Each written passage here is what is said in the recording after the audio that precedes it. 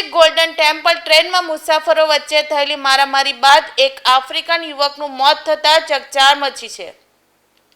મળતી માહિતી મુજબ ટ્રેનના દરવાજા પાસે મુસાફરી કરવા બાબતે આફ્રિકન યુવક અને અન્ય બે યુવકો વચ્ચે માથાકૂટ થઈ હતી।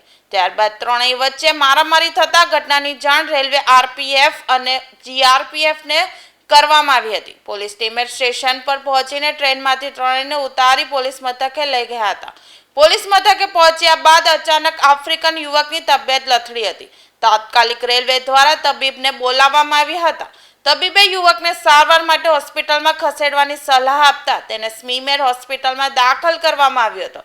જોકે સારવાર દરમિયાન યુવકનું મોત નીપજ્યું હતું। મારામારી દરમિયાન થયેલી ઈજાઓના કારણે મોત થયું હોવાની પ્રાથમિક આશંકા વ્યક્ત કરવામાં આવી રહી છે।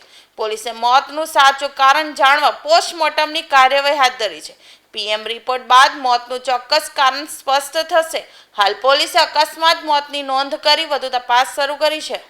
ગઈકાલ રાતના ગોલ્ડન ટેમ્પલ એક્સપ્રેસ ટ્રેનમાં જનરલ ડબ્બામાં પેસેન્જરો ઝઘડતા હોય તેવી વર્દી આરપીએફને તેમના કંટ્રોલ દ્વારા મળેલ હતી।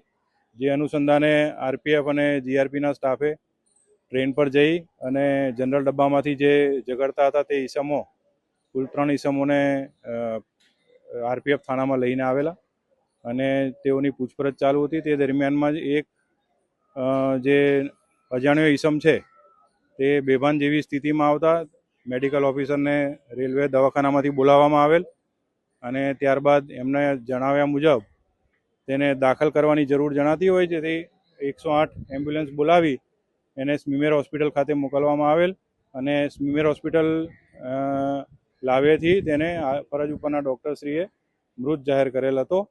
જે અંગેની કાર્યવાહી હાલમાં ચાલુ છે અને તપાસ કરવામાં આવી રહી છે।